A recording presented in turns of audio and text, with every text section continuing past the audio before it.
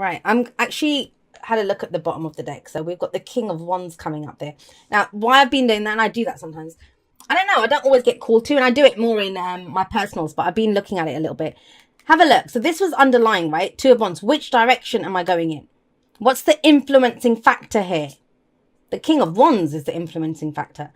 Now, let's talk about the King of Wands for a moment. Fire energy, right? Actually, let's just pop him out here. You can join the party, King of Wands. Right, let's budge these up a little bit. Keep my Virgo moon happy. And let's go.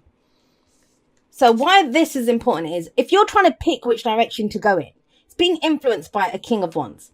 Now, that's you. What's influencing your which direction you take this in, your inspiration, what action you're willing to take, what are your passions, what are you looking to create? That is the kind of deciding factor here. Because the Two of Wands urges us to go in a different direction. Take the path less traveled. And, you know, we don't have to. We have that. That's why it's a choice, right? But that's the wand. He knows what his passions are. He knows what his creative ventures are. He goes for it. He would always go for it. He's larger than life, the King of Wands. He steps out into the spotlight. He's not afraid of he's built for the spotlight. That's what he's there for. And if you have a look at this guy's picked as well. He's picked his wand. He's got the world. He's considering, how do I do this though? So you know what your passion is in the Two of Wands because he's got his wand. But you don't know which direction to take it in. The King of Wands doesn't have that problem. So I kind of get the sense just want to put it this way. This is how I'm interpreting this, or how I'm getting it is, you can do it in a quiet way or you can do it in a loud way. That's what I'm getting. You can do it in a quiet way or you can do it in a loud way. And I'm going to say go loud. Go loud. Why wouldn't you? Just be as extra as you can be in this. That's the way to do this. And I wouldn't be saying that if you did not have the King of Swords as the past energy and the Emperor in your present. You hold all the cards here. You have the power. But I don't know why you don't realize that. I don't know why you don't realize that. Because I'll come to the Four of Wands in a moment. But the past, last week, last month, last year, what's been developed here, what's come about here is some solid knowledge. The whole thing with the King of Swords is that he can say, I know. I know. He knows everything.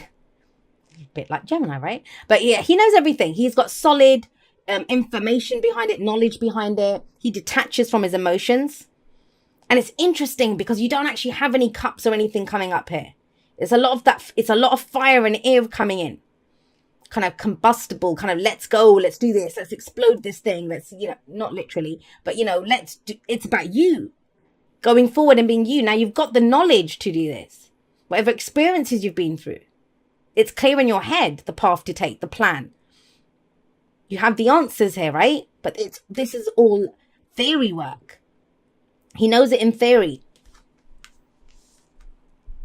Now it's about doing it, taking the action to implement whatever this is. Now, let's be clear. If we're talking about work, this is about really stepping up and being seen.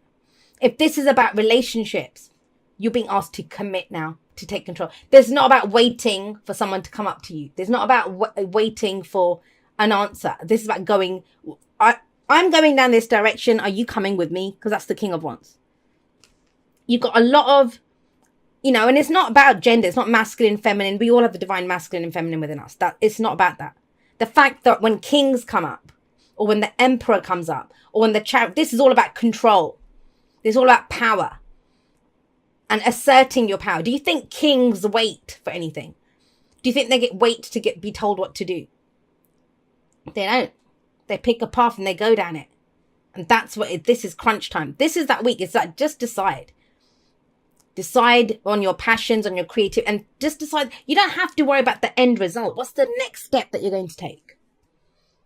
And but the kind of question mark that's coming up here is, do I have the power to do this? Do I have the authority to do this? Yes, you bloody do. Let's just take that as a given. You have the authority and the power to do this. You are a divine sovereign being. You have free will. That is the greatest superpower that we have as human beings. Exercise it. Theory work's done. Now it's time for the practical, right? We have the Four of Wands coming up at the heart of this. And I know the practical is more pentacles, and we don't have any pentacles here. But it's kind of I kind of feel like the steam is getting going. Like it's some kind of, I don't know if any of you are into steampunk. I love a lot of steampunk stories and stuff. And it's like the dirigibles ready to take off and stuff, like, you know, but you've got that steam going, it's pumping, and nothing's moving yet. It's like, are you going to remove the anchor? How far do we go? That's what this King of Wands is saying. I would say it's going in a different direction. You have a solid foundation here with the Four of Wands coming up. Celebrate how far you've come. Celebrate how far you've come. Whatever this has been, whatever you've been trying to figure out or working through, or whatever your experiences have taught you, because that can come up with the King of Swords, right? You know who you are. You're an air sign, right? King of Swords, that's air energy. Gemini, Libra, Aquarius, yes, but that's you. He's got mastery. That's the highest court card that you can get. So please don't doubt what you know. Gemini, please don't doubt what you know.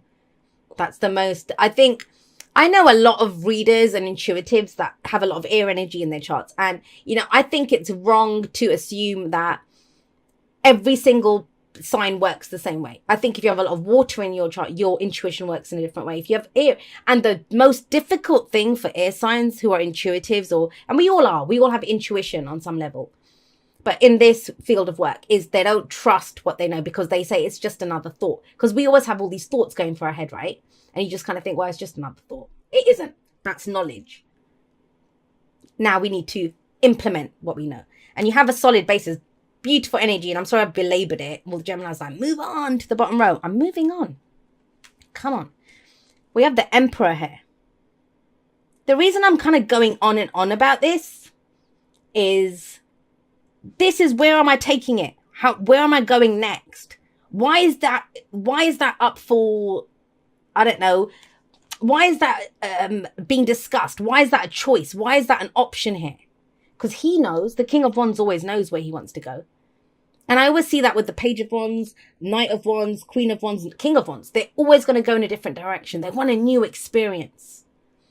They want to take this to some next level. And that's what's coming in. But guess what? No one's going to just pick you up and put you on that next level. And I don't think you're waiting for that to happen. But I just don't feel like it's that big of... You've got all these kings here. 2 kings. You've got an emperor. They don't have any problems making decisions. And this I really feel is about stepping up and just going in that direction. Take one little step. Do whatever it is. The emperor doesn't ask anyone. They have their kingdoms. They have their empires, these people. What are you trying to build? 4 of Wands, right? What are you trying to build? Good job so far, but where are we going to take this next? Are you going to wait for someone else to tell you? Or do you decide yourself? Now, that might be it. Because I'm asking myself, why? With all of this very strong, very masculine energy coming through, and that's yang energy, right? Which is action. Yin is the kind of receptive energy, but yang is let's act on this. Let's do something. Is it because there's someone else telling you what you should be doing? Because the emperor is the boss. He's the father figure. He can be someone who's saying, you know, that for your own good, they might be saying, yeah, like a father is going to tell you you shouldn't be doing that or don't do that or whatever it is. But it's the 2 of Wands. It's your foundation. It's where are you taking it? Which direction do you want to go in? That is key here. That is key here. The thing with the emperor is he can be very stubborn. He can be very stubborn. My way or the highway. But that's what the conflict comes in here. Because he doesn't stand there considering any other way. He says, that's my way. I'm doing that. I'm going that way. We're going down that way. He decides it. He takes control. He brings order to a situation. So either someone's trying to do that with you, but that's for a few of you. Either way, even if you're dealing with someone like that, it's time for you to step up. Trust me, these two are very similar.